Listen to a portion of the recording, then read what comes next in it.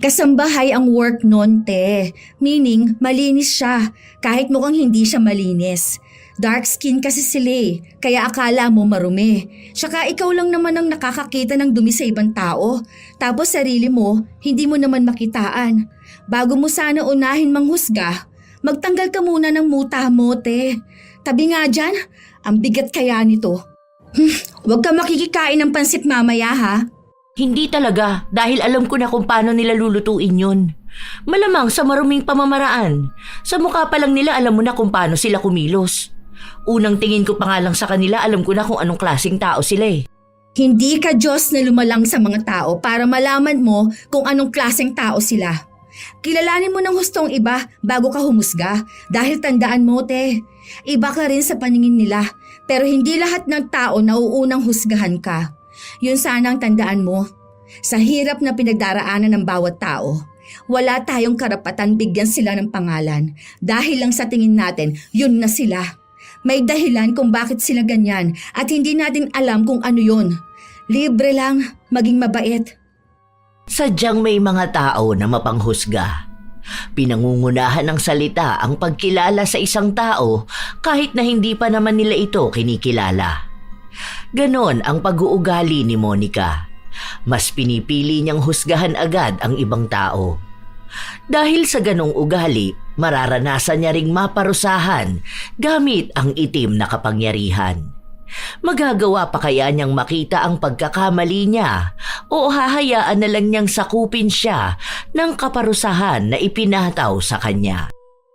Mayumi, tago mo yung cellphone mo. Hawakan mo ring maigi ang bag mo. Umayos ka ng upo. Usog ka rito, dali. Ha? Bakit naman, te? Anong meron? Wala namang gaanong tao. Wala ring sasakay. Yung naroon sa dulo. Ayun o, yung nasa likod ng driver. Mukha yang hindi mapagkakatiwalaan. Tingnan mo, mukhang adik. Grabe ka naman, te. Mukha naman siyang maayos na tao. Marumi lang yung suot niya dahil baka mamaya nagtatrabaho yan sa construction. Mukhang pagod nga rin siya, oh. Hindi naman siya mukhang adik. Ay basta, sundin mo na lang ang sinasabi ko. Baka mamaya bigla yang pumara tapos hablutin niyang cellphone mo. O kaya yung bag mo. Mahihirapan tayong habulin yan. Sundin mo na lang ako. Noong una, ayaw pakinggan ni Mayumi ang kanyang ate, pero si Monica na mismo ang kumuha ng cellphone ng kapatid, lalo na noong bababa na ang lalaki. Kapit na kapit talaga ang dalaga sa mga gamit niya na halatang hindi niya hahayaan ang sino man na makuha ito sa kanya. Noong nakababa na silang magkapatid, sa kanya ibinigay ang cellphone ni Mayumi. Nainis pa nga nung una si Mayumi, lalo na at may kausap siya nung mga sandaling kunin ng kanyang ate ang cellphone niya. Dalawa lang silang magkapatid, 5 taon ang agwat, pero magkasundo naman sa halos maraming bagay. Maliban na lang sa naiibang pag-uugali ni Monica na halos lahat ng tao sa paligid niya ay pinaghihinalaan niya. Yun din ang ugali na pinapabago sa kanya ng kapatid. Si ate naman, para kang ewan dyan. Para kang praning sa lahat ng tao. O ano, na-scam ka na ba? Parang iisang mukha lang kasi nakikita mo sa mga tao palaging masama. Nag-iingat lang ako, no? Alam mo naman ang mga tao sa paligid natin. Aminin mo man sa hindi, kahit na sino pwedeng gumawa ng krimen. Kaya gusto ko rin kayong iiwas sa kapahamakan. Lalo na ikaw, parang halos lahat ng tao pinagkakatiwalaan mo. Naghihinala din naman ako sa iba pero hindi naman ganyan sa ginagawa mo na lahat talaga as in ha. Pero ikaw, kahit saan ka magpunta lahat ng tao, hinuhusgahan mo na agad. Makita mo lang na may mali yun na agad sila. Makita mo lang na kakaiba, may masasabi ka na. Hindi to masama, lalo na kung para to sa pag-iingat natin. Tara na, bumili na tayo ng ireregalo kay mama. Gusto nun gold na necklace. Bilisan mo maglakad. Yung bag mo hawakan mo maigi. Tingnan mo ang daming tao rito, baka may mag-snatch niyan. Ayusin mo nga yan. Pinagsasabihan lang kita lalo na sobrang lala ng panahon ngayon. Sa mga araw na lumipas, kung sino-sinong tao na ang nahusgahan ni Monica. Kakilala man niya o hindi. Nagtatrabaho siya sa isang malaking kumpanya at kahit na ganon, wala siyang nagiging kaibigan dahil ayaw niyang kumilala ng iba. at mas lalong ayaw niyang magtiwala sa kanila. Isang araw, napansin niyang may bagong lipat sa kanila. Sino na naman kaya yan, ano? Baka mamaya killer yan. Kumbaga nagtago lang dito. Pwede kasi yung ganun eh. Killer sa QC magtatago? Te, kapag killer sa probinsya yan dapat magtago para walang gaanong tao. At walang gaanong access sa social media. Walang nakakakita sa kanila. Nagtago ka pa kung doon ka pupunta sa madaling puntahan. Ano ka ba? Wala naman sigurong tanga na kriminal, ano? Pwede pa rin naman talaga. Baka bagong labas lang sa kulungan. Tingnan mo nga yung lalaki, sobrang payat. Baka adik pa yan. Yung babae, okay naman, medyo bata pa. Feeling ko kasing edad ko lang yun o mas matanda sa akin, ganun. Pero parang medyo may something din eh. Duda ako sa dalawa na yan. O ano, kapag payat, adik na? Hindi ba pwedeng may sakit lang siya? Hindi naman sa ganun. Kasi, ayan o, tingnan mo siya. Kaya doble ingat ha. Lagi magsasarado ng pinto. Ikaw, tanga ka pa naman. Kapag umuwi ka, hindi ka nagsasarado agad. Minsan bukas pa yung bintana mo. Hindi naman siguro yan papasok sa bahay, no? Sa dami ba naman ng CCTV na pinalagay mo, te? Kahit lamok, makikita mo ilan yung pumasok. Saka, ilan na lang yung nakalabas ng buhay. Okay mo naman? Nag-iingat lang. Pwede naman kasi tayong mag-ingat na walang kasamang panghuhusga, no? Kawawa naman yung tao. Mamaya lumipat lang sila dito dahil kailangan nila ng maayos na bahay. Malay mo naman kaya siya ganyan. Kasi may pinagdaraanan.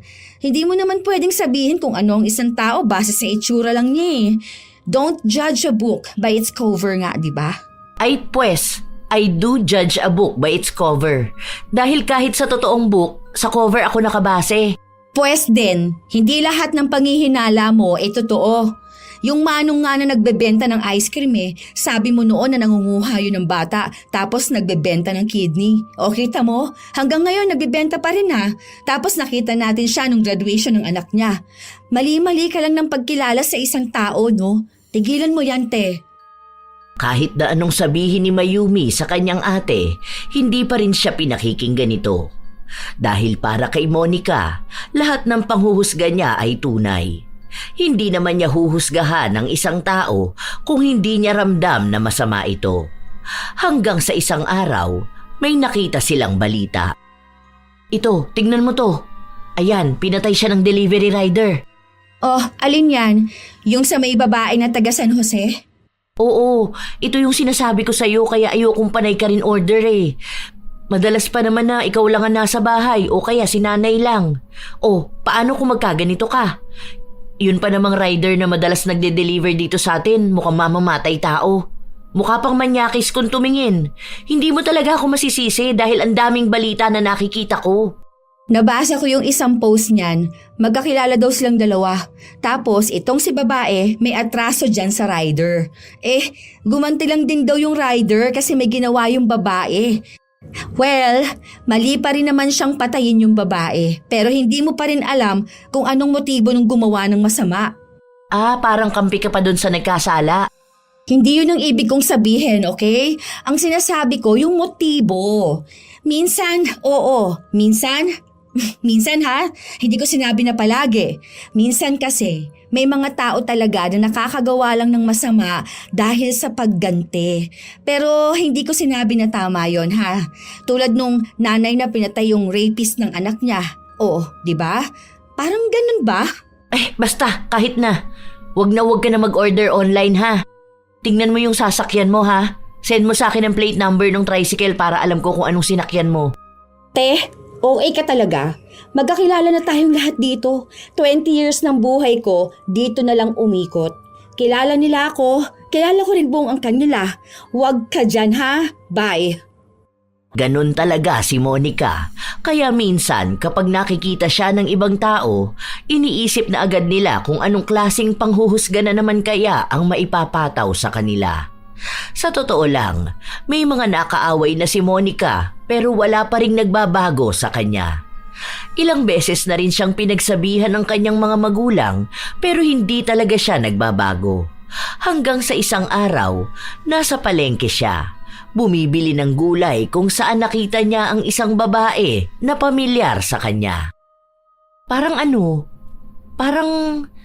parang kilala kita. Ah, ako yung bago niyong kapitbahay. Lagi kitang nakikita kapag papasok ka na ng trabaho. Yung panganay ni Aling Diyosa. Ah, kaya pala parang nakita na kita. Kasama mo yung lalaki na payat? Ano mo yun? Asawa ko. Oh, asawa mo yun? Kumusta naman ang age gap? Magkasing edad kami. 25 kami pareho. We, 25 ka pa lang? Ay, sorry. Nagulat lang ako kasi magkasing edad lang pala tayo. Ay, sige, okay na yan. Magkano yan lahat? 376 lahat. Nagmamadaling umuwi ang dalaga dahil ang dami niyang nais na sabihin sa kanyang kapatid. Pagka-uwi niya, naabutan niya si Mayumi na naglilinis ng bahay. Parehas kasi silang walang pasok. Hindi niya pa nailalapag ang mga pinamili niya, ibinalita niya agad sa kapatid ang nalaman niya. Bakit naman mukha silang matanda? Alam mo, baka nagdadrugs yung mga yun ano? Maaga kasi nakakapagpatanda ng mukha kapag ganun eh. Kaidaran ko lang sila pero akala ko nasa 40s na sila. Tapos yung boses ng babae, hindi ko na itanong ang pangalan. Parang gasgasado. Sus, akala ko naman kung anong sasabihin mo. Pinahinto mo pa ako sa pagmamap ko. Hindi naman sila mukhang adik, no? Baka naman matured lang tignan. Pwede naman kasi yung ganun eh. Minsan nga may mas bata sa'yo pero matured ang mukha. Hindi ah. Iba talaga yung pakiramdam ko sa kanila eh. Baka gumagamit talaga yun ng pinagbabawal na gamot. Wala naman kasi sa mukha yun. Alam ko rin naman tumingin ng mukha kung mukhang adik ba. Ganun. Pero siya, hindi ko naman nakikitaan na mukhang adik eh. Mali lang talaga yung pagkakakilala mo dun sa tao, te. Huwag mo naman agad husgahan yung mukha ng tao. Hindi ah. Kahit sa mukha pa lang, alam mo na kung anong klase siya ng tao. Bakit ikaw? Ang bait mo tingnan, mukhang anghel, pero yung ugali mo naman kakaiba. Akala mo kung titingnan ka parang hindi ka mapanghusga. Nagsasabi lang ako kung anong nakikita ko, no? Ay, maglilinis na lang ako ng sala, kesa madamay akong magkasala. Bahala ka na dyan, te. Napapailing na lang si Mayumi sa inaasta ng kanyang kapatid. Kahit naman tao na hindi dapat husgahan ay hinuhusgahan ito. Isinumbong din ni Mayumi ang kanyang ate kaya pinagsabihan ito ng kanilang mga magulang. Ilang araw pa ang lumipas habang kumakain mag-isa sa labas si Monica, napansin niya ang isang babae. Hindi naman niya ito kilala pero may panghuhusga na agad sa kanyang mga mata. Ano ba naman yung babae na yan? Wala man lang ba siyang respeto sa sarili niya? Nakakaloka naman, ang iksi na nga ng palda niya, nakatube pa. Pokpok ata yan eh. Ang landi siguro niyan. O kaya baka naging kabit yan. Baka kabit yan ang kasama niya. Ang tanda na niya na. Ilang taon na yan oh. Kung tutuusin baka lolo na niya yan. O kaya tatay niya.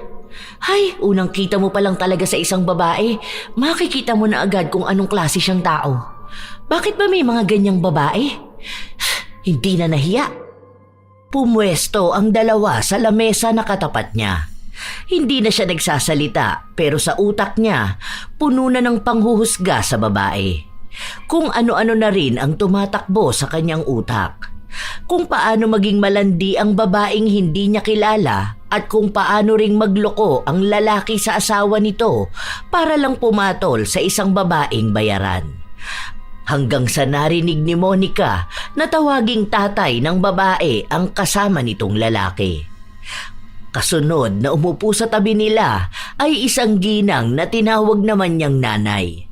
Doon niya lang nalaman na magulang yun ang babae na sinasabihan niyang malandi. Pero kahit na nagkamali na siya sa kanyang panghuhusga, hindi pa rin siya nakaramdam ng kahit na anong hiya o konsensya. Habang naglalakad siya pauwi, nakasalubong niya ang bago nilang kapitbahay.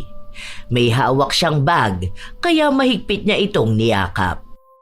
Ito na nga ba ang sinasabi ko eh. Adik tong lalaki na to. Tingnan mo, kapag ito lumapit sa akin, ako ipapalo ko sa ulo niya tong tumbler na hawak ko. Sige lang, lumapit ka rito, hayop na adik ka. Lumiko sa tindahan ang lalaki.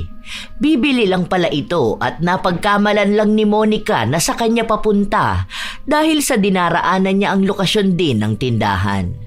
Hanggang sa nakauwi siya ng bahay nila, yakap na yakap siya sa kanyang bag. Naabutan naman niya ang kapatid na nakahiga sa sofa at nanonood. Para namang mawawala sa'yo yung bag mo na yan. Kulang na lang pakasalan mo yung bag mo. Munti ka na kasi yan mas-snatch sa akin eh. Ha? Bakit? Paano? Pagsakay sa jeep? Sa pilahan ba? Hindi, dyan lang mismo sa atin papasok. Malapit kina Aling Mireng. Oh, bakit naman may snatch dyan? Ano yan, kukunin ng kakilala natin? Te, walang snatcher na kukuha ng gamit mo. Lalo na kung alam nilang kapitbahay ka lang nila. Kung ano-ano naman yung ino-overthink mo dyan, dalulo ka. Totoo yung sinasabi ko. Kunwari pa yung bago nating kapitbahay na bibili sa tindahan. Pero kita ko tingin niya kanina nasa bag ko. Over naman yan sa pagbibintang. Yung asawa na naman niya ni Thea, no? Ewan ko kung sino siya. Basta yung adik din na babae. Malamang kapag adik, kahit sino tinatalo nun. Saka ilang buwan pa lang sila dito, no? Baka kaya bagong lipat sila kasi nga may kaso sila. Mukha silang kriminal. Grabe ka naman magsalita sa mga yun. Ewan ko talaga ha kung hindi ka makahanap ng katapat mo. Diyan sa ugali mong yan, aba, maraming maiinis sa'yo niyan. Grabe kang manghusga ng tao eh. Wala namang ginagawa sa'yo. Aba, alangan namang hintayin ko pa na may gawin sa akin. Nag-iingat lang ako, no? Iba ang panahon na to. Lahat kayang gumawa ng masama. Lalo na yung mga mukhang kriminal. Okay, sige. Sabi mo yan eh. Patuloy na nagsasalita si Monica habang ang kapatid niya naman ay nagpatugtog na lang. Magkaiba talaga ang kanilang ugali. Ayaw na ayaw ni Mayumi na nanghuhusga kaagad ng ibang tao, lalo na't kung ang basehan lang ay ang itsura o ang pinagmulan. Dahil hindi nakikita ng mga mata ang pinagdaraanan ng ibang tao. Kung ano ang hindi nila sinasabi o kung ano ang mga laban nila sa buhay. Sa mga araw na lumipas, ang palaging pinupuntirya ng panghuhusga ni Monica ay ang mag-asawang bagong lipat lang. Isang hapon, noong nasa bahay lang siya at naglilikom ng mga sinampay, pansin niyang wala ang isa niyang paboritong damit. Nagduda na agad siya. Sakto pa nung palabas ng bahay si Thea, agad din itong bumalik. Nagmamadali pa. Ipinasok na muna ni Monica ang mga damit bago niya pinuntahan ang kapitbahay. Bakit, be? Alam ko kinuha mo yung damit kong nakasampay. Ha? Nakasampay saan? Malamang dyan sa sampayan namin.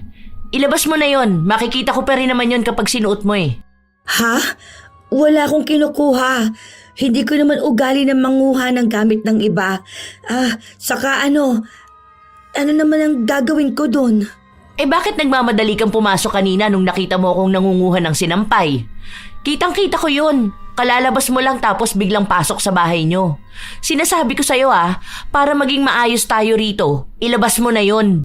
Nagmamadali akong pumasok dahil nakalimutan kong patayin yung kalan. Hindi naman kita nakita kanina. Tsaka wala akong kinukuhang damit dyan sa sampayan ninyo. Hayaan mo na. Makikita ko rin naman yon kapag ginamit mo. Kilala ko lahat ng gamit ko, no? Hindi na pinatulan ni Thea ang dalaga.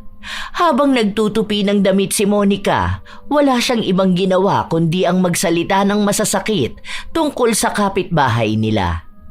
Kinutsanan niya ang lahat dito, sa pisikal na itsura, hanggang sa klase ng bahay nila, ang itsura ng asawa, maging ang trabaho nito. Maya-maya pa, dumating ang kapatid niya. Oh, te, bakit naman nagsasalita ka dyan mag-isa? Okay ka lang ba talaga? Hindi. Naiinis kasi ako dyan kay Thea. Ano na naman bang ginawa niya sa'yo? Sa susunod kapag magsasampay kayo, bantayan nyo ha. May kawatan tayong kapitbahay. Ano na naman ba yan? May pinagbibintangan ka na namang tao. Paano? Kanina, di ba kinukuha ko nga itong mga sinampay. Pansin ko nawawala yung damit kong binili natin sa mall. Yung kulay brown na may hati dito sa gilid. Tapos parang patsyub siya dito sa kabila.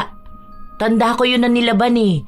Tapos nung nakita niya ako nagliligpit ng mga damit, ayun, bumalik papasok sa bahay nila. Kinumpronta ko. Ang sabi ba naman sa akin, nakalimutan niyang patayin yung kalan. Kung di ba naman gawain ng mga kawatan ng magsinungaling. Yung binili natin? Di ba hindi mo naman yun pinasampay sa labas? Kamo hindi yun pwede maarawan, baka mag-fade yung kulay. O doon mo yun sinampay sa kabilang kwarto Teka. Ayan nga nakahanger pa dyan. Ayan ba yun? Sinilip ng dalaga ang sinasabi ng kapatid niya.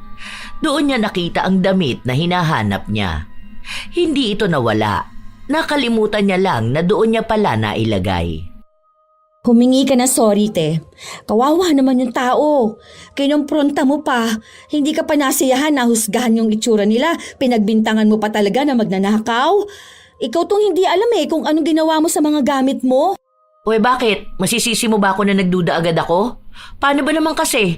Bakit siya biglang magmamadali nung nakita niya ako? Ibig sabihin nun, kinabahan siya.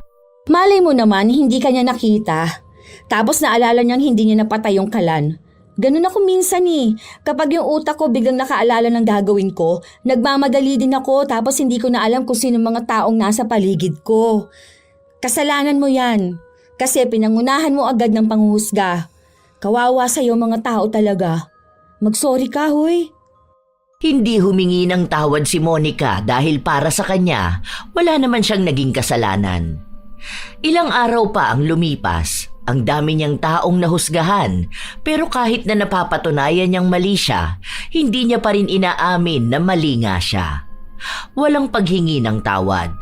Hanggang sa dumating ang isang araw, may kapitbahay sila na nanghihiram ng pwedeng paglutuan ng handa para sa anak nito na may kaarawan noong araw na yon.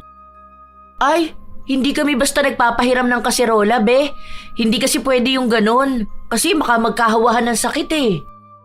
Sumagot ang babae na wala naman daw silang sakit at noon pa man nanghihiram na sa kanila ng gamit. Sakto na wala sa bahay ang mga magulang ni na Monica at siya lang ang naiwan sa bahay kaya sa kanya nagsabi, "Hindi talaga, ayoko eh. Si mama kasi maawain. Pero hindi niya alam kung ano yung risk kapag nagpapahiram ng gamit sa ibang tao. Kahit na hindi niyo sabihin, halata naman na may sakit kayo. Yung anak mo sobrang payat, tapos ikaw naman nangingitim yung ilalim ng mga mata mo. Hindi naman sa panghuhusga ko ha. Kung ano yung nakikita ko, yun lang din naman ang sinasabi ko. Pasensya ka na, hiram ka na lang sa iba." Hindi na umapila pa ang babae dahil alam niyang hindi pa rin naman siya pakikinggan ni Monica. Mabilis na lumipas ang oras hanggang sa nakauwi si Mayumi kasama ang mga magulang nila. Ma, saan dito? Itong malaking lutuan ba? Oy, saan mo yan dadalhin? Tumawag kasi si Ate Ani kanina. Ang sabi niya, nanghihiram daw siya sa'yo kanina kaso hindi mo pinahiram. Wag na yan, hayaan mo siya. Dapat kasi kapag alam nila na gusto nila maghanda, bumili sila ng gamit nila. Hindi yung nanghihiram sila. Minsan lang naman yun manghiram, te. Tsaka nagbabalik naman sila. Mukhang may sakit yun eh. Ang papayat nilang pamilya. Baka mamaya mahawaan pa tayo. Payat na talaga yung lahi nila. Walang sakit yun, no? Mas healthy pa nga sila kesa sa'yo. Saka mukha silang marumi. Parang hindi naglilinis, ganun. Kaya malamang kapag nagpahiram sa kanila, marumi lang din ibabalik. Kasambahay ang work nun, te. Meaning, malinis siya, kahit mukhang hindi siya malinis. Dark skin kasi sila kaya akala mo marumi. Tsaka, ikaw lang naman ang nakakakita ng dumi sa ibang tao, tapos sarili mo hindi mo naman makitaan. Bago mo sana unahin manghusga, magtanggal ka muna ng muta mo, te. Tabi nga dyan, ang bigat kaya nito. Huwag kang makikikain ng pansit mamaya ha. Hindi talaga, dahil alam ko na kung paano nila lulutuin yun. Malamang sa maruming pamamaraan. Sa mukha pa lang nila alam mo na kung paano sila kumilos. Unang tingin ko pa nga lang sa kanila, alam ko na kung anong klaseng tao sila eh. Hindi ka Diyos na lumalang sa mga tao para malaman mo kung anong klaseng tao sila. Kilalanin mo ng hustong iba bago ka humusga. Dahil tandaan mo, te, iba ka rin sa paningin nila. Pero hindi lahat ng tao na uunang husgahan ka. Yun sanang tandaan mo. Sa hirap ng pinagdaraanan ng bawat tao, Wala tayong karapatang bigyan sila ng pangalan dahil lang sa tingin natin yun sila. May dahilan kung bakit sila ganyan at hindi natin alam kung ano yun. Libre lang ang maging mabait. Then, libre lang din naman manghusga. Bakit? Kailan ba tumama ang panghuhusga mo? Hindi palagi, pero may tumatama. Ibig sabihin lang nun, tama pa rin akong kumilala ng iba. Ay, ang hirap mong kausap, te. Yan dapat ang hinuhusgahan. Hindi na nakipagtalo pa si Mayumi sa kanyang kapatid. Kahit na ilang araw o linggo ang lumipas, kung ano-anong kwento ang naririnig ni Mayumi mula sa kanyang ate. Pero lahat ng yon ay kinokontra niya naman, lalo na kung may kinalaman sa panghuhusga sa isang tao. Ayaw na ayaw kasi ni Mayumi ng ganon, lalo na kung ang hinuhusgahan ay taong kahit pangalan ay hindi nila alam. Madalas na ganon ang ate niya. Kahit saan ito magpunta ay may hinuhusgahan siya. Lahat na ata ng taong makikita ng mga mata niya. Isang araw, habang nasa grocery sila, may napansin si Monica. Kita mo yung babae na yun? Hindi nahihiya ano? Bakit naman siya mahihiya? Kumakain lang naman siya. Kababaeng tao kakain ng ice cream tapos tatawa ng ganyang kalakas? Ay, hindi yata ako na-inform na bawal palang kumain ng ice cream ang mga babae habang tumatawa kasama ang mga kaibigan. Uy, kailan pa ba yun pinatupad, ha? I mean, ang sagwa kasi tingnan. Paano kung makita ng mga lalaki ang ganyan? Parang wala kasing respeto sa sarili yung mga babae na ganyan eh. Malandi siguro yan. Kung kani-kanino na lang yan sumasama. Baka mamaya may HIV na yan. Grabe ka naman, te. Nakita mo lang kumain ng ice cream kung kani-kanino kaagad sumasama. Paano kung jolly lang siya?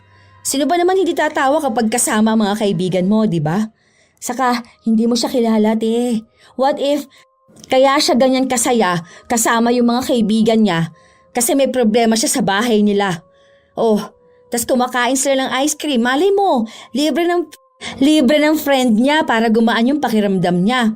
Hindi naman kasi porket yan ang nakikita mo, yan na talaga siya. Kanina, yung matanda na kasama yung apo niya rito, hinusgahan mo na agad. Pinagbintangan mo magnanakaw.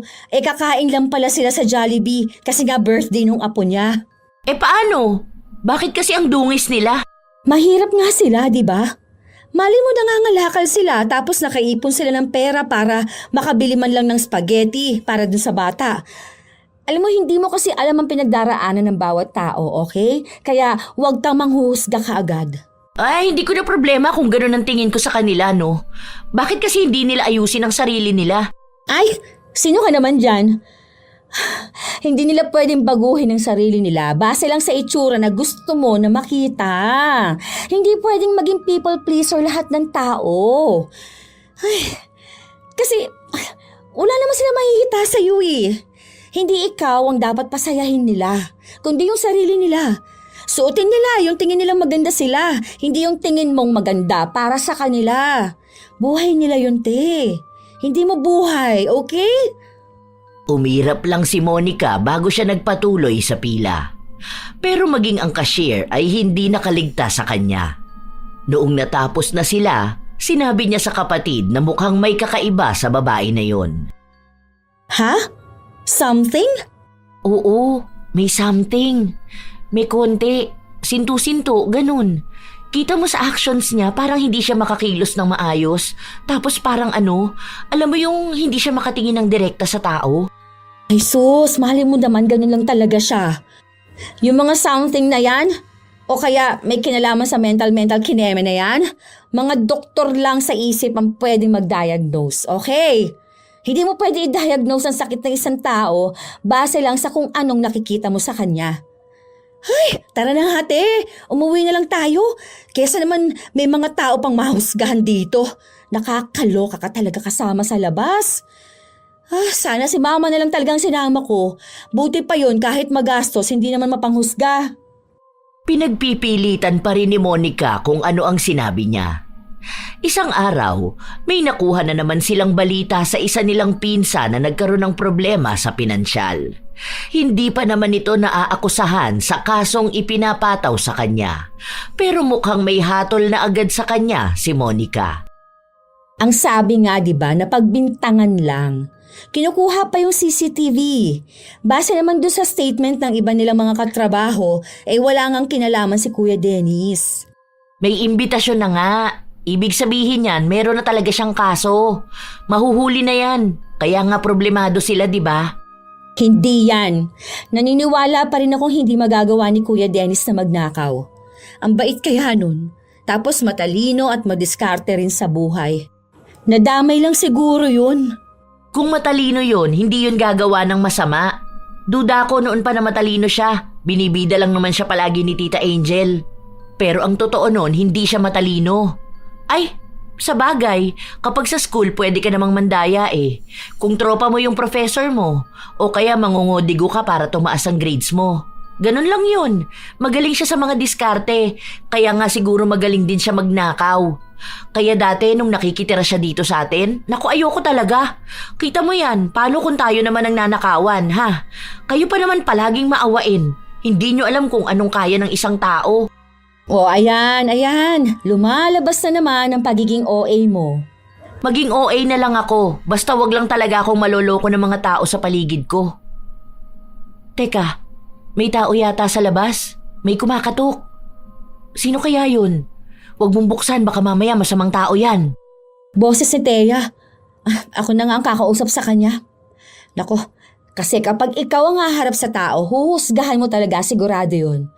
Sabi nga nila bakit nga raw kakaiba ka tumingin? Kasi tinitingnan mo raw talaga mula ulo hanggang paa. Ganun ka ba talaga, te? Hindi kumibo si Monica. Umupo lang siya sa sofa habang ang kapatid niya ang humarap kay Thea. O, te, bakit? May kailangan ka ba? Meron kasi akong ito, sinalihan ko to. Ano siya? Work to rin siya sa mga promo, ganun. Gusto mo bang bumili? Promo, saan yan? Sa salon. Diyan lang sa Prumsi Beauty Salon. Ah, dyan sa bayan. Paano ba yan? Magkano naman to? Bale, yan? Bibilhin mo yan tapos ipapakita mo sa kanila doon. Kapag magpapariban ka, may 30% off tapos may free manicure. Tapos may iba pang mga off at free dyan. Bale, bibilhin mo lang siya ng $199. Hanggang ngayon na lang kasi ang promo niyan Kahit iscan mo yung QR, lalabas yan. So, sa halagang $199, marami akong ma-avail na off at free? Lahat to pwede? Hanggang kailan naman tong promo nila na to? 3 years validity niya. Tapos lahat yan pwede mo i-avail o kaya ng kasama mo. Basta hawak mo yung papel na yan ha. Kung gusto mo lang naman, paubos na kasi yung hawak ko. 2 na lang Baka gusto rin ng ate mo. Sus! Wag yan. Alam ko yung mga ganyan. Laganap talaga ang mga scammer. Hindi naman yan scam. Kahit tanungin mo si Ana, nag-avail siya niyan kaya bagong revamp siya ngayon. Tapos ang free na kinuha niya yung sa eyelash extensions. Ito pala yung sinasabi niya sa akin na promo na hindi ko maintindihan. Sabi niya, nag-avail nga siya ng promo. Utu-utu ka talaga kahit kailan, Taktika na nila yan. May isa kunwari na totoo yung promo, then sunod naman lalapitan ka na nung kasama niya na magbebenta. Hanggang sa ma-scam ka na. Tigilan mo yan, Mayumi. Hindi naman ako scammer. Be, kahit na anong sabihin mo, mukha ka talagang scammer. Huwag lang sana sasama ang loob mo sa mga sinasabi ko sa'yo, ha? Kasi totoo talaga, mukha kang scammer. Ganito na talaga ang mukha ko. Pero hindi naman ibig sabihin nun, masama na akong tao. Ni wala pa nga akong nagagawang mali sa'yo. Ay alangan namang hihintayin ko pa na may magawa kang mali sa akin o sa pamilya ko? Isoli mo yan, Mayumi. Nagpapapaniwala ka dyan. Kaya ayoko nagtitiwala sa ibang tao Hindi na. Sayang naman to. Alam ko naman na totoo to. Tsaka pera ko naman ang ipambibili ko, te. Talagang hindi ka na nakikinig sa akin. Kung scam man yang bigay kong promo, malapit lang ang bahay namin, Pwede mo akong sugurin tapos singilin mo ako ng 3 beses na presyo niyan. 3 beses? Ni wala kang ang pera? Mukha bang mapera ka sa lagay na yan, ha? Ano bang itsura ng mapera para sa'yo? Maayos, malinis manamit, maraming alahas na suot, maganda. Sa bagay, kung malaki naman ang maskam mo dyan o kaya yung mas-snatch ng asawa mo, ayun, baka nga may maibalik kayo. Hindi snatcher ang asawa ko. Yan din ang sabi ng mga magnanakaw. Te, ano ba yan? Nakakahiya ka naman masyado. Para kang ano dyan? Hoy, Teya, sorry ha. Ay, teka, kunin ko na to. Salamat. Salamat din. Basta kapag scam yan, puntahan mo lang ako sa bahay. Sana alam din ng ate mo kung paano magpreno ng bibig niya. Matuto rin siya maging makilati sa tao. Hindi yung kung ano lang ang paniniwala niya, yun lang din ang nakikita niya. Madaling maling kung ang mga mata lang ang basihan ng katotohanan para sa kanya. Baka yung akala niyang mabuti ang masama dahil lang sa maganda sa paningin niya. Matapos yung sabihin ni Thea ay agad na rin siyang umalis. Doon natuloy ang pagtatalo ng magkapatid. Pinagpipilitan ni Monica na tama lang ang ginawa niya at dinadaan lang ni Thea sa awa ang lahat dahil alam niyang maawain si Mayumi. Habang si Mayumi naman, sinasabi na hindi niya dapat sinasabihan ng ganon ng ibang tao. At patutunayan niyang hindi man loloko si Thea. Ginawa nga yon ni Mayumi. Wala pa naman siyang balak magpaayos ng buhok, pero ginawa niya yon para maipakita sa kanyang kapatid na tama lang ang desisyon niyang bumili ng inaalok ng kapitbahay nila. Noong natapos na si Mayumi, umuwi agad siya habang ang ate niya naman ay nasa sala lang. O ano, tama ako, di ba? Sabi sa'yo eh. Hindi ka pwedeng manghusga ng ibang tao. Di goods lang. At least hindi ka mapapahiya sa akin kapag tinawag kitang uto-uto, di ba? Yan na yun. Ganyan lang ang attitude ay papakita mo sa akin, te. Hoy, seryoso ka na ba? Ano? Walang sorry? Wala nagkamali nga ako ng pagkakakilala kay Thea? Diyos ko po. Wala kang sasabihin sa akin na ganun? Wala. Bakit ko naman sasabihin yun? Ay, sana talaga makatapat ka ng taong magpaparealize sa'yo na mali ka kumilala ng tao. Si Mayumi na lang ang humingi ng tawad sa kanilang kapitbahay. Ipinaliwanag niya kung ano ang ugali ng kanyang ate na maging sila ay hindi rin gusto. Alam mo, mahihirapan siya makahanap ng taong magiging totoo sa kanya. Ako, hindi ko naman sinabing mabait ako o banal ako. Pero itong mukha ko, malayo ito sa kung ano talagang iniisip niya sa akin. Gets ko naman na siguro mukha akong scammer pero hindi naman ako scammer. Mukhang snatcher ang asawa ko dahil pangit no. Okay lang, alam ko naman yun Sinabi pa nga niya na mukhang addict, di ba? Sorry talaga, Thea. Pagpasensyahan mo ng ate ko ha. Hindi dapat ikaw ang humingi ng tawad sa nagawa niyang mali.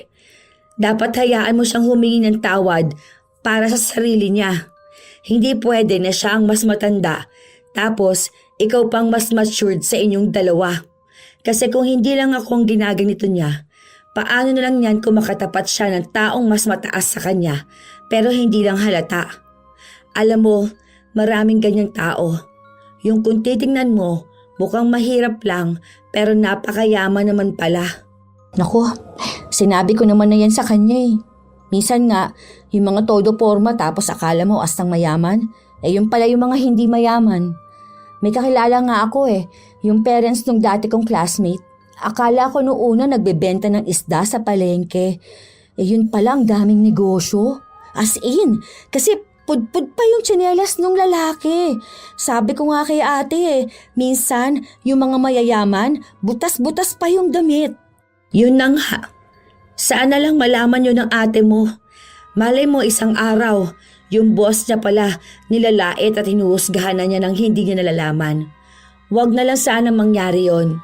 Sana nga magbago siya. Sige, te. Uwi na ako ha. Salamat ulit. Saka, pasensya ka na talaga. Ilang araw pa ang lumipas, hindi pa rin talaga nagbabago ang pag-uugali ni Monica. Sa halip nga na tumino siya o magbago dahil lang napagsasabihan ay mas lumalala pa siya. Wala siyang pinipiling tao. Walang edad o trabaho. Madalas lang din na ginagalang niya ay yung mga tao na sa tingin niya ay matino at mataas. Isang beses pa, nasa labas silang buong pamilya. Noong may makulit na bata na lumapit sa kanila. Kinuha naman agad ito ng yaya pero sadyang makulit ang bata. Nako, kawawa talaga mga magulang niyan paglaki niyan. Dagdag yan sa problema ng lipunan. Huy, grabe ka naman, te. Malamang bata yan kaya malikot.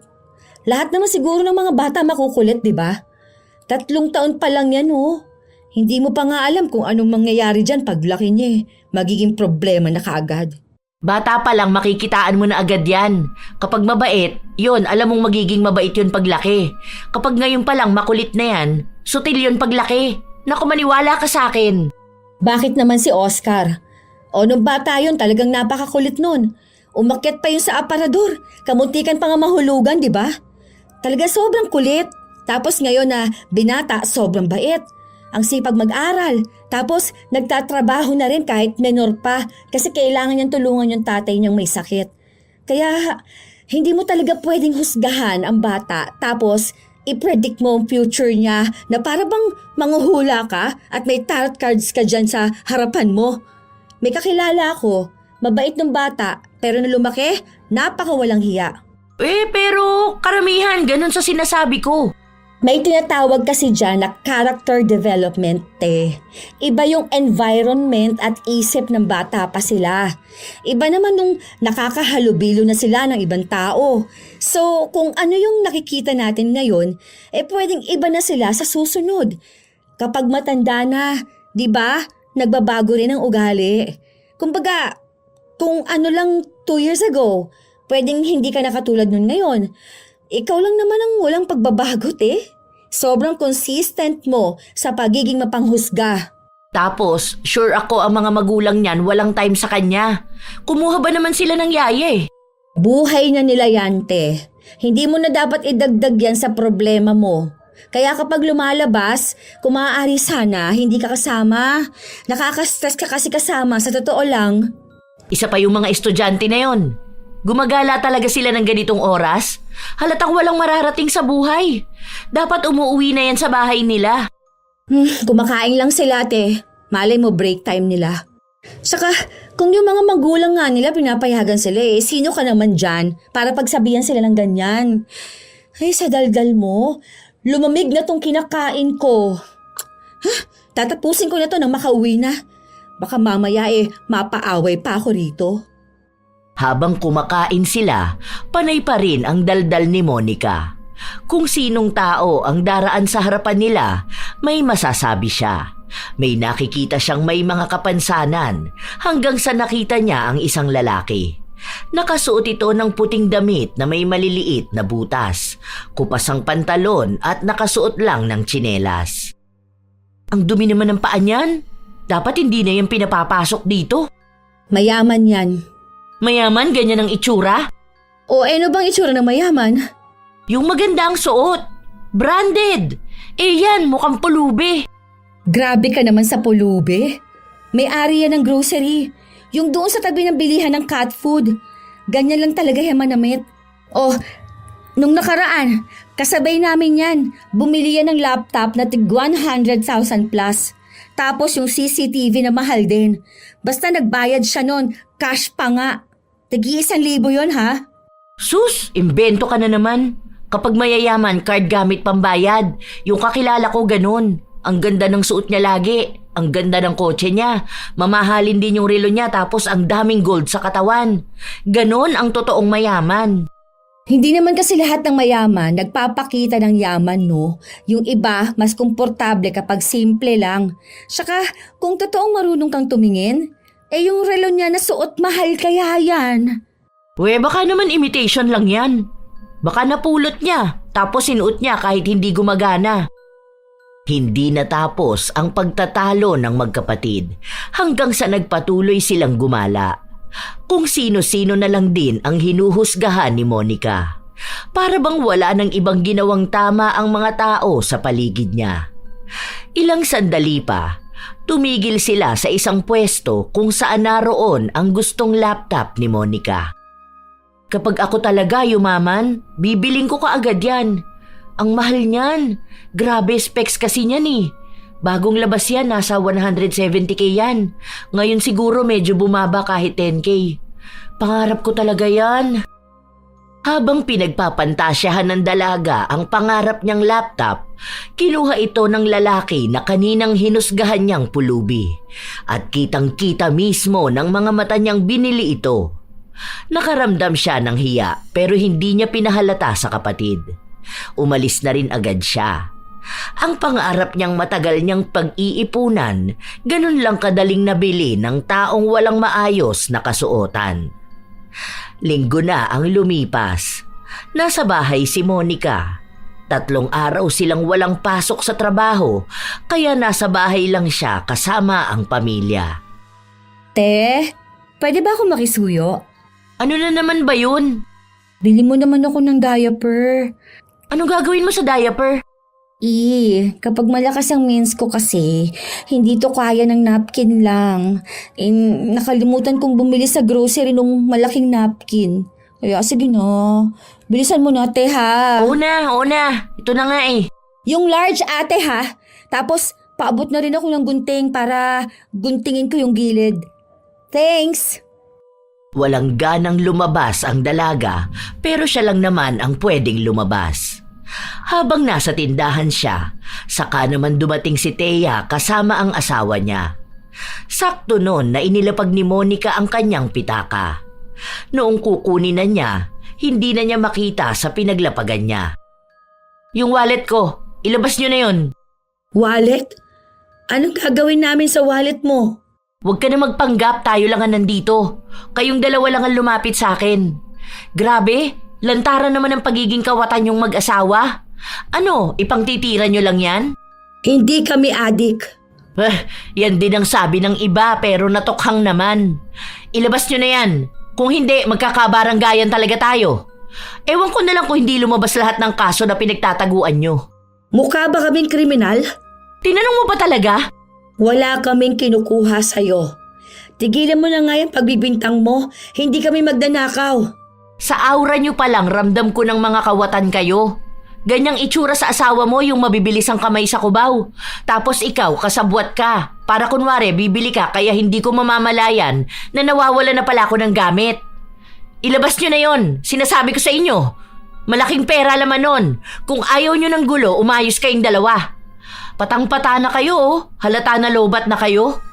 Kaya magnanakaw na lang kayo para ano? Para makabili ng drugs nyo? Hindi ko gusto yung mga pinagsasabi mo. Wala akong pakialam. Mas hindi ko gusto yung pagiging magnanakaw nyo. Wala kaming ninakaw. Hindi kami adik. Hindi kami masamang tao. Ganito na talaga ang mukha namin pero hindi ibig sabihin nun, ganun kami sa iniisip mo. Mas masama nga pa nga ugali mo eh.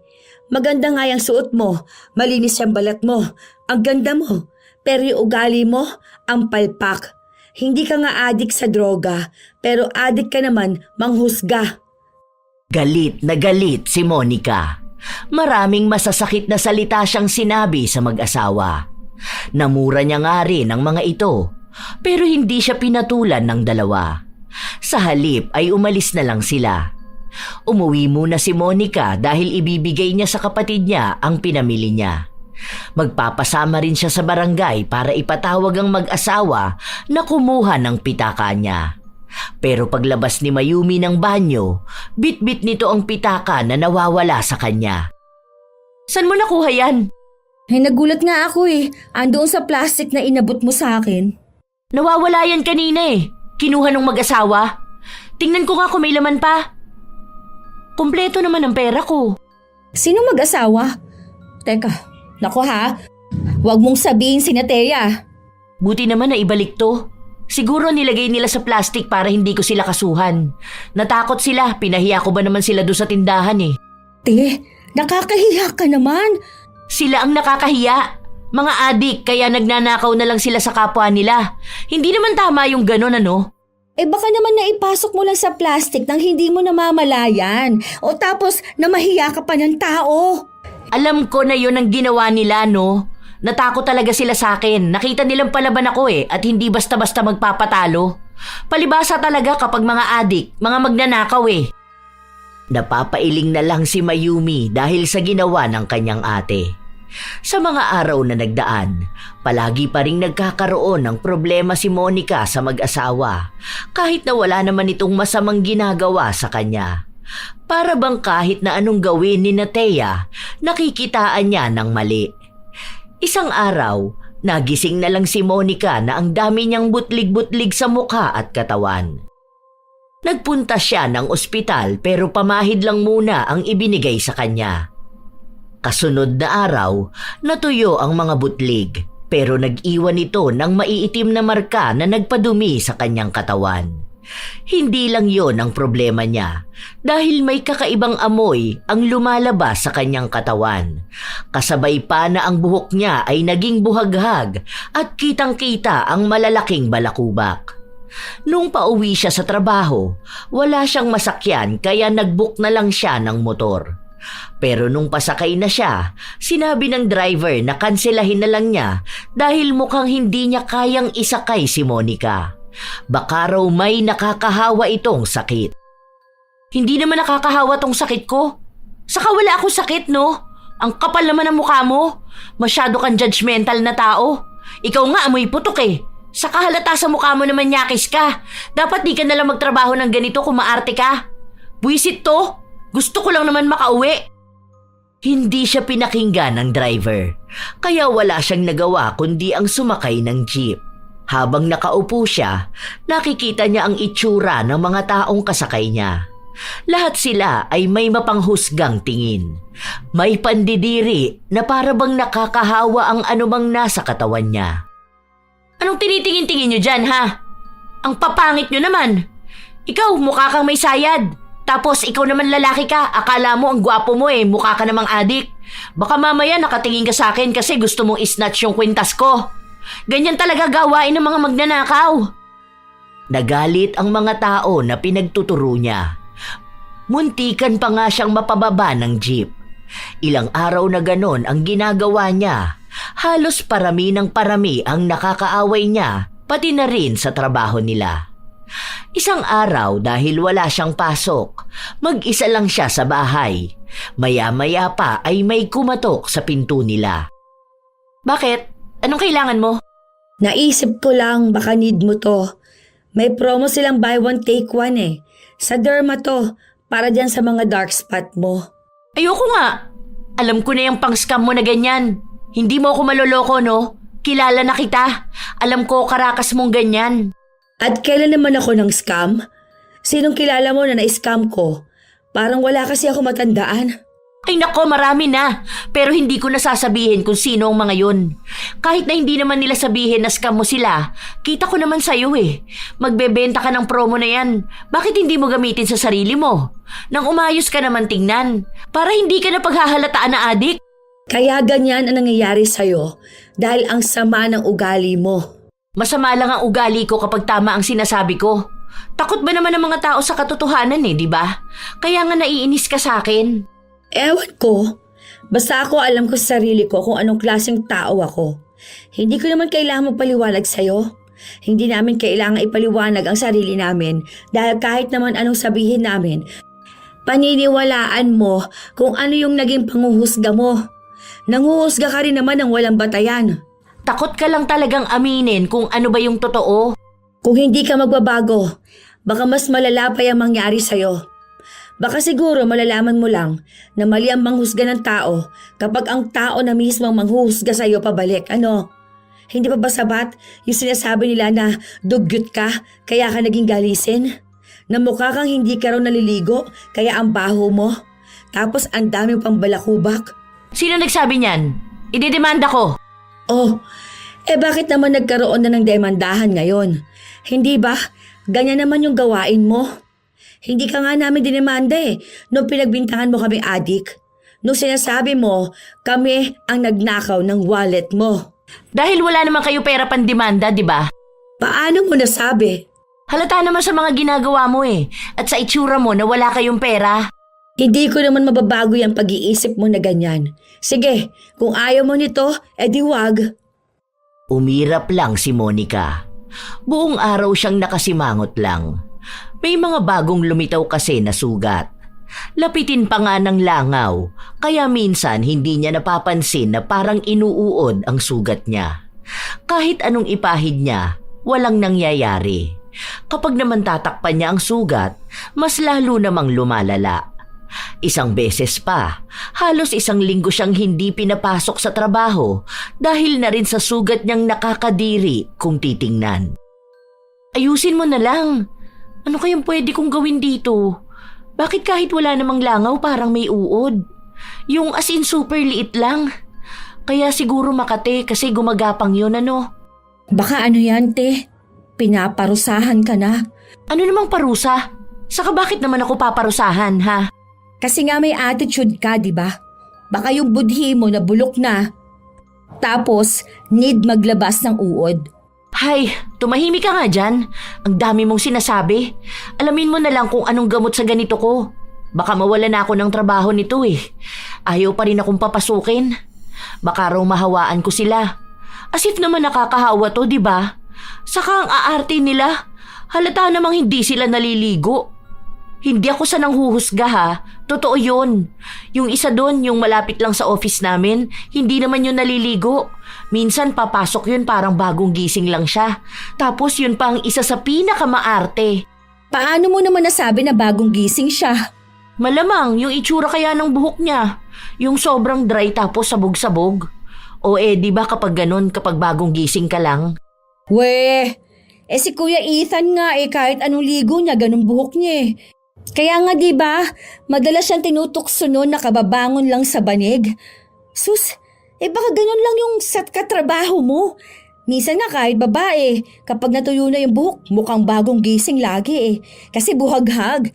Kaya hindi mo masasabi kung hindi ba naligo ang isang tao dahil lang sa itsura ng buhok niya. Yung iba nga kahit mukhang libagi naliligo naman araw-araw. Kasi parang may patsyang-patsyang sa balat nila. Tinanong mo pa ako kung hindi mo rin naman ako sasang-ayunan, ano? Para ma-educate kita. Hindi ako bobo. At hindi ko naman din sinabing bobo ka. Ay, umalis ka na nga sa kwarto ko. Naiinis lang ako sa'yo. Hindi mo naman nagagamot yung sugat ko. Gamutin mo muna ang pagiging mapanghusga mo. For sure, didinggin ni Lord ang prayers mo. Pero kung nag-pray kang gumaling, tapos yung ugali mo, ganyan pa rin. Nako, huwag ka nalang umasa. Pinagtulakan ng dalaga ang kanyang kapatid. Halos 1 buwan na rin ang lumipas, nawala na ng trabaho si Monica dahil hindi na siya pinapasok ng tuluyan. May ipon pa rin naman siya kaya walang problema kung usapang pinansyal. Ang iniisip na lang niya, paano nga ba niya magagamot ang mga sugat niyang palala ng palala? Kahit banlian niya ng mainit na tubig, hindi nawawala ang maliliit na uod. Isang umaga, nasa labas siya ng bahay at nagpapaaraw. Dalawa sila ni Mayumi. Pagkatapos ay napansin niya ang kapitbahay nila. Bumalik na pala yung si Nicole? Oo, last week pa. Nagkabalikan sila ng asawa niya. May anak naman kasi sila. May tililing yata talaga yan ano? Kasi minsan bigla na lang yung magagalit sa asawa niya. Tapos maghihiwalay sila. Tapos magkakabalikan lang din. Puro siya ganun. Hayaan mo nga sila, buhay naman nila yun eh. Away mag-asawa. Hindi ko rin naman alam paano yung ganyan kasi wala naman akong asawa, no? O, saka ikaw rin naman ah. Ay, ayan na pala si Gina. Ang laki na niya, no? Bakit ganyan na siya magsuot? Grabe naman yung sando niya. Sabi na nga ba tama ako eh. Tahimik yan nung bata yan, tapos nasa loob pala ang kulo, ano? Alam mo, grabe ka na talaga. Nagsando lang nasa loob agad ang kulo. Napakainit kaya sa Pilipinas. O anong gusto mo, mag-jacket yan? Hindi ba pwede mag-t-shirt? Ayan si Nina. Ano ba yan? Tomboy? Lagi yan naka-t-shirt ng malalaki, no? Tapos yung may malalaking tatak. Ang pangit tingnan sa babae yung ganyan. Sa bagay, yung nanay niya, tomboy yun na nabuntis, di ba? Mana lang din siya sa nanay niya. Baka mabuntis din yan sa inuman. Ay, ewan ko sa'yo, te. Kung ako sa'yo, Kaysa punahin mo sila, bantayan mo yung sugat mo. Nilalangaw na naman oh. Tingnan mo, iyak ka na naman yan mamaya kapag may maliliit na uod na gumagapang dyan. Tiningnan ni Monica ang mga sugat sa kanyang binti. Ang daming langaw na nakadapo. Hindi niya yon napansin. Kaya pumasok na ulit sila sa loob ng bahay. Nilinisan niya yon gamit ang maligamgam na tubig at nagpahid ng gamot. Nung sumapit ang linggo, sinamahan siya ng kapatid na magpunta sa ospital. Wait lang te. Mag-CR lang ako ha. Kanina pa ako naiihi eh. Bilisan mo lang ha. Hindi pa nga nakakaalis oh. Wait ka na lang dyan. Medyo malayo pa naman yung number natin. Yung sugat mo, paypayan mo yan ha. Baka mamaya sa iba na naman nakatingin yung mata mo. Tapos hindi mo makita may piyesta na ng langaw dyan sa sugat mo. Oo na, sige na. Katulad nga ng sinabi ni Mayumi, napabayaan na naman ni Monica ang pagbabantay sa kanyang sugat dahil abala siya sa pagtingin sa mga taong nasa paligid niya. Dahil doon, napuno na naman ng langaw ang kanyang mga sugat. May katabi pa siyang tumayo para lumayo sa kanya. Nainis siya nung nakita niya yon. May manang din na nanlait sa kanya at sinabi kung gaano ba siya kadugyot na babae. Hoy! Hindi nyo alam kung anong nangyayari sa akin, ha?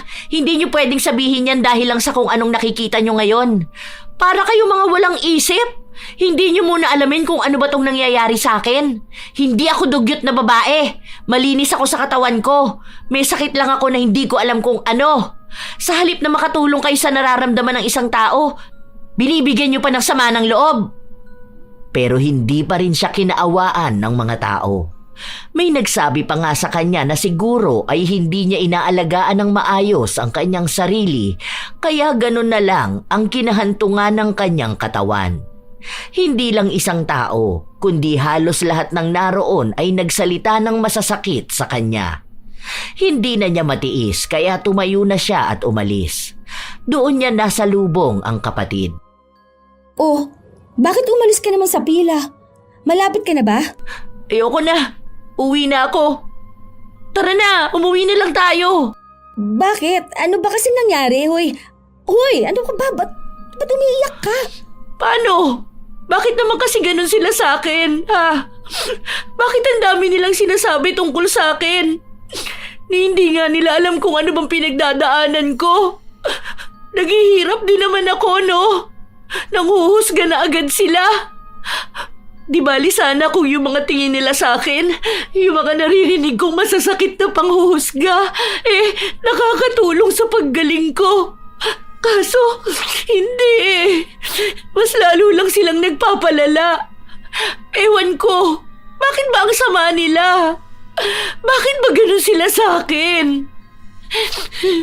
Alam mo, te, naaawa ako sa'yo sa totoo lang. Pero kasi, hindi mo ba gets? Parang parang alam mo yun, pinaparamdam sa'yo yung pinaparamdam mo noon sa ibang tao. Ano na naman ba yung sinasabi mo? Di ba ganyan ka rin naman? Nanghuhusga ka ng tao kahit hindi mo pa naman alam kung anong pinagdaraanan sa buhay? Hindi alam kung ano meron sa buhay niya kung bakit siya ganun. Kung ano lang din yung nakikita mo, yun na lang din naman ang pinaniniwalaan mo. Bakit? Sobrang hirap ba? Masakit sa puso, no? Kasi kung ganyan yung reaction mo, malamang masakit talaga. Tapos, ganyan yung pinaparamdam mo sa ibang tao. Ganyan talaga mismo. Baka kaya yan nangyayari sa'yo para buksan yung isipan mo. O ayan, no? Dinala ka sa sitwasyon nila para alam mo yung nararamdaman nila. Bilang isang taong mapanghusga na ngayon hinuhusgahan na. Siguro naman, baka kahit kaunti may natutunan ka. Hindi nakakibo si Monica. Hanggang sa makauwi sila, panay lang siya iyak. Nawawala na siya ng gana at pag-asa. Pero may suporta pa rin siyang nakukuha sa pamilya niya. Alam niya sa kanyang sarili na yun na ang pinakamabigat na pangyayaring napagdaanan niya. Damay na ang lahat. Ang utak niya, ang katawan, ang emosyon at maging ang pananampalataya niya. Doon niya naisip ang maraming bagay. Bumalik sa kanya ang mga sinabi sa kanya ng kapatid at ng pamilya niya tungkol sa mga tao na nasaktan niya dahil sa pagiging mapanghusga. Doon niya napagtanto na lahat nga ng tao ay may pinagdaraanan. Kilala man niya sa pangalan o hindi, mayroong laban na sila lang ang lumalaban. Kaya bakit niya nagawang husgahan ang isang taong hindi naman niya natulungang lumaban sa buhay? Binase niya lang lahat sa kung ano ang nakikita ng kanyang mga mata. Isang araw, habang kumakain sila, bigla niyang nabanggit ang nasa isip niya. Ang hirap pala talagang mahusgahan, ano? Yun bang alam mo naman sa sarili mong wala kang nagawa? O kaya alam mong hirap ka na, tapos yung mga tao sa paligid mo, ang alam lang nila ay yung nakikita nila. Ay, wow! Legit ba yan? Ang alin? Yan! Yung realization mo. Kasi hindi ako sanay. Baliw ka. Oo nga. Nitong mga nakaraan bigla ko na lang yung naisip. Kasi ang nakikita ko lang kung ano sila mismo. Pero isang bahagi lang pala yun ng buhay nila. Sa likod nung nakikita ko, yung sakit, takot at pangangailangan nila sa buhay na hindi ko alam. Tapos nakakasakit ako. Nagbibigay ako ng dagdag pasanin sa kanila. Imbis na makatulong man lang ako ako pa mismo yung dagdag sa problema nila. Wala lang, yan lang ang naisip ko. Siguro kasi nga napagdaanan mo rin. Oo, nakita ko na ang dali lang para sa isang tao na manghusga pero napakahirap unawain kung bakit ganun ang isang tao. May nabasa nga ako na bawat tao may kanya-kanyang pinagdaraanan sa buhay. Yung kasabay mong tumawid sa kalsada, pwedeng may problema siya sa pamilya. Yung nakasakay mo sa jeep uuwi kasi namatayan. Yung isang nakasabay mong bumili ng pagkain, yun pala yung unang beses niyang magbibigay ng reward sa sarili niya dahil nakaya niyang lumaban sa buhay. Yung kung sino mang nakita mo lumalaban sa sakit o kaya kagagaling lang sa sakit. Ganon. Sobrang lawak ng mundo. Sobrang daming nangyayari sa bawat tao. Kaya hindi mo pwedeng sabihin kung anong klase siyang tao dahil siya lang ang nakakakilala sa sarili niya. Sa totoo lang ay natutuwa ang pamilya ni Monica sa inaasta niya, sa mga napagtatanto niya nitong mga nakaraang araw. Dahil doon, nakikitaan din nila na nagiging mabuti na si Monica. Hindi man ganun kabilis at perpekto, nakikitang may pagbabago sa pag-uugali niya. Hindi na niya hinuhusgahan ang bawat taong nakikita niya. May kakaiba man o pangkaraniwan. Mas inuuna niyang isipin na bawat reaksyon o ugali ng tao ay may pinanggagalingan. Mag-iisang taon ng ganun ang kalagayan ni Monica. Nahihirapan na siya, pero hindi pa rin siya nawawalan ng pag-asa. Isang araw, nagpunta sila sa simbahan para magpatulong ulit sa pagdarasal na bumuti na siya. Nananalig siya sa kapangyarihan ng Diyos. Nagagaling siya sa anumang dinaramdam niya. Nung pauwi na sila, nasa lubong niya pa si Thea kasama ang asawa nito. Thea, wait lang. Bakit? May kailangan ka ba sa akin? Wala naman. Ano lang, sana, hihingi ako ng tawad sa nagawa ko sa'yo. I mean, sa inyo ng asawa mo. Yung panghuhusga ko sa inyo. Yung pagbibintang ko na ninakaw niyo ang wallet ko. Alam ko na hindi niyo yun ninakaw dahil kasalanan kong hindi ko napansin na inilagay ko pala sa plastic. Hindi ko alam kung bakit parang paus ka magsalita o kung bakit ang payat ng asawa mo. Tapos tinawag ko pa kayong adik. Tapos snatcher. Sorry ha. Sorry din sa pagtawag sa yung scammer. O kung anumang mga naitawag ko sa inyo na hindi tama. Sorry. Patawarin mo ko. Wala na yon. Hindi rin naman ako nagtatanim ng sama ng loob sa ibang tao. Saka nakikita ko naman na nagbabago ka na talaga. Sana nga totoo na yan. Sana rin tuloy mo yung ganyan. Kasi sa totoo lang, makikita mo kung gaano makabuluhan ang mundo kapag nilawakan mo ang pananaw at pag-unawa mo. Yun na nga rin ang napansin ko. Ang dami kong nakita na noon hindi ko nakikita. May mga paliwanag pala talaga sa lahat ng bagay. Sana mas lalo din tayong magkakilala para maging magkaibigan tayo. Para din makakuha ko ng maraming promo at discount sa kung saan-saan. Nagtawanan silang dalawa na para bang yun na ang simula ng pagkakaibigan nila. Ilang linggo pa ang lumipas, palaging nagdarasal si Monica na gumaling na siya. Gusto na niyang makalabas ulit at makita ang mundo. Doon na rin nila unti-unting nakikita na umaayos na ang kalagayan ni Monica. Hindi nila sigurado kung sadyang parusa yon o may taong gumawa ng pambabarang sa kanila. Basta ang alam na lang ng dalaga, bumabalik na ulit ang kanyang sigla. Tingnan mo medyo okay na siya no? Hindi na siya yung parang may lalabas na uod. Ano? Meron pa bang lumalabas na uod? Wala naman akong nararamdaman. Hindi na rin naman ako nilalapitan ng langaw. Tingnan mo, patuyo na ang mga sugat ko, di ba? Oo, marks na lang talaga ang tatanggalin mo dyan. Kapag magaling na talaga yan, bili ka na lang ng Kojic. Puputi ka na ulit niyan. Saka sana pati yung budhi mo. Loko ka! Lagi mo akong inaasar! Joke lang. Pero alam mo, happy naman ako na maayos ka na. Sana wag ka na ulit uulit na maging mapanghusga ha. Kaya hindi ka nagkakaroon ng boyfriend eh. Hoy, ang galing mo naman. Magkakaroon na ako, no? Ay, buti naman. Para hindi ka tumandang dalaga, no? Nako, kapag ikaw tumanda kang dalaga, huhusgahan talaga kita na kaya ganon kasi masama ang ugali mo. Titingnan din pala natin kung makukuha ng anak mong ugali mong ganyan halaka. Hindi na. Wala nang magiging mapanghusga sa pamilyang to. Siguro meron pa rin pero slight lang. Doon na nagsimulang maghilom ang mga sugat ni Monica. Sa panahon ngayon, inaalagaan niya pa rin ang sarili niya para mawala na ang mga marka. Pumupusyaw naman na yon pero nakikita pa rin ang ilan. Pero wala na siyang ibang pinoproblema. Naging magkaibigan na rin silang dalawa ni Thea. Ang dami nilang napag-uusapan tungkol sa kung ano-anong mga bagay sa buhay nila.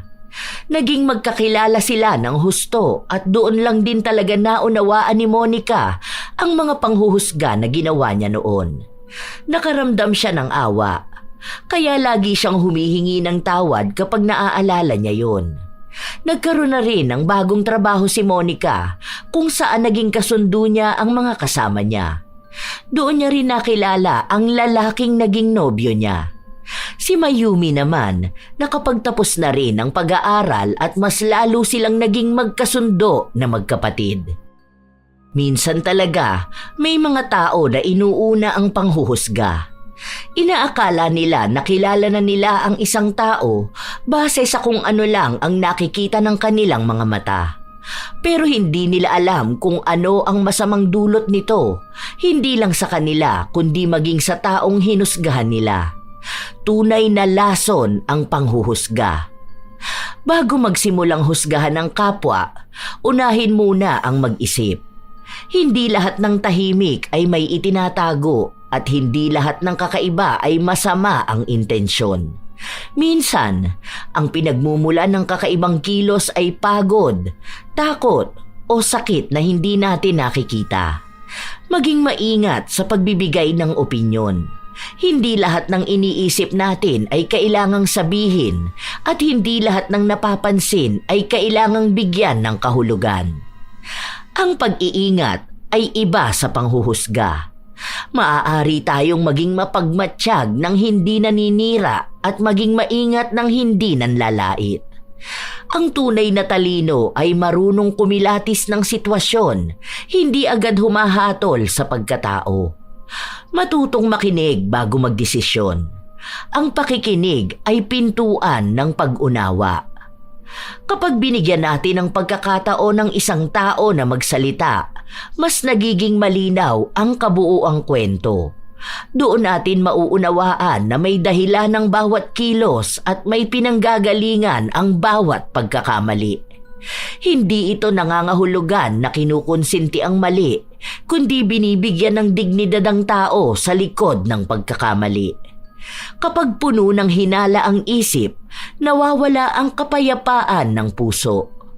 Ngunit kapag pinili ang pag-unawa, nagkakaroon ng katahimikan at mas magaan na pakikitungo sa kapwa. Tandaan na lang na hindi natin alam ang laban na pinagdadaanan ng bawat isa. Kaya mas mabuting maging mahinahon sa salita at mapagpakumbaba sa pagtingin. Ang mundo ay mas magiging magaan kung mas marami ang uunawa kaysa huhusga. Minsan talaga mga apo, hindi natin sinasadya na mauna ang panghuhusga kaysa sa pangunawa. Ngunit sana, huwag namang umabot sa punto na lagi na lang panghuhusga ang mas mananaig. Kayo ba mga apo, naging mapanghusga ba kayo agad? O may kilala kayo na katulad ni Monica? Kung gayon, maaari niyong ibahagi yan sa amin kasama na rin ang inyong opinyon sa ating kwento. Naway may aral kayong natutunan. Ito ang inyong Lola Telang at maraming salamat sa palagi ninyong pakikinig mga apo.